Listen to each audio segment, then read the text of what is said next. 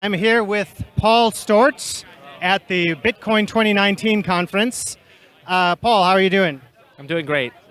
What got you first interested in BTC? Let me think. Well, I think it was the Silk Road, the article about Silk Road in Wired or whatever it was. And I thought well, if you've got a bunch of people who are like drug addicts can get this to work without cheating it, it must be solid. And that was back in, what was that, 2011, I think? And then I was like, oh, why can't these people use a credit card? And then I was like, oh yeah, because your name and your address is in there. And so that was kind of the spark. And then I looked into it more on the forums, and I kind of thought, oh, this isn't like some scam. This is like a real project with like people behind it. So that was kind of the story in a very broad strokes. But it really was that Wired article. I kind of finished it. I finished reading the Wired article about Silk Road. And I was like, this is going to be used for every illegal transaction in the world. And then I was like, and it can also be used for every legal transaction in the world.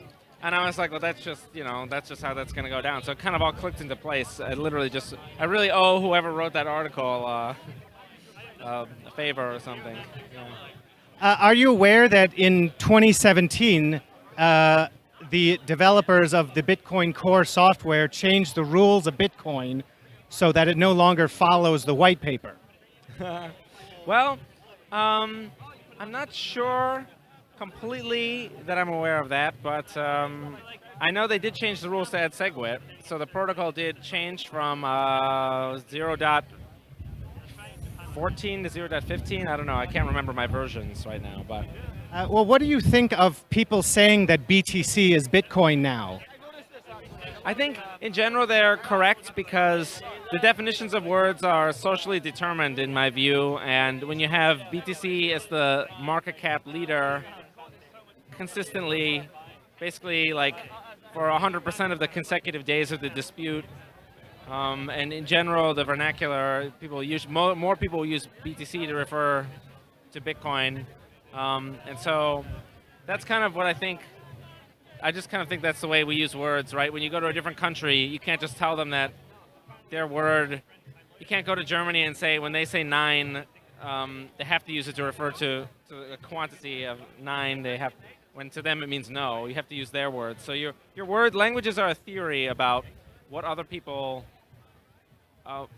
symbols that other people have mapped to concepts. So you have to guess what the audience is doing, I think. But do you think that people buying BTC now believe that it has the properties of Bitcoin as described in the white paper? I would say probably. I think so. I mean, they may. Who knows how much research people do before they. I'm not actually sure what people know when they buy Bitcoin. That would be an interesting project to look into that. They may not know very much. They may know a lot. Some. Well, can I onboard you to the real Bitcoin BSV now? Maybe you may. I don't know. Okay, do you have an Android phone? Okay. Well, I want you to go to the App Store and get Hand Cash. Yeah. I'm going to show you the power of ZeroConf and handles. Yeah. Yes. Someone was telling me to get a handle. Multiple people told me to get handles. Yeah. Okay. Well, now you're gonna get one.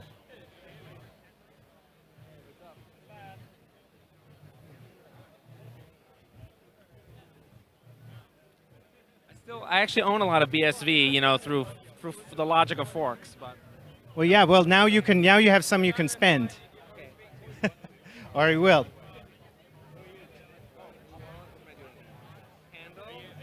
Yeah. Yeah, do whatever you want. All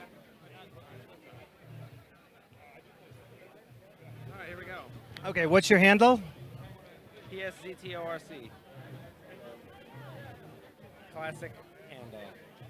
Oh yeah, that's it. Okay, I just sent you $1.13 in BSV.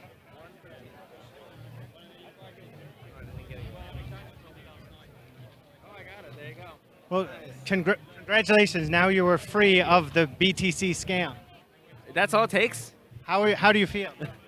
I feel great. I feel mostly the same the way I felt a couple seconds ago, but I do feel a little better, I think. Okay, glad to hear it. And it was good to see you today. Any final thoughts? I don't know. Long Bitcoin, short the bankers. I don't know. Is that good enough? Okay, thank you. Hey, Daniel.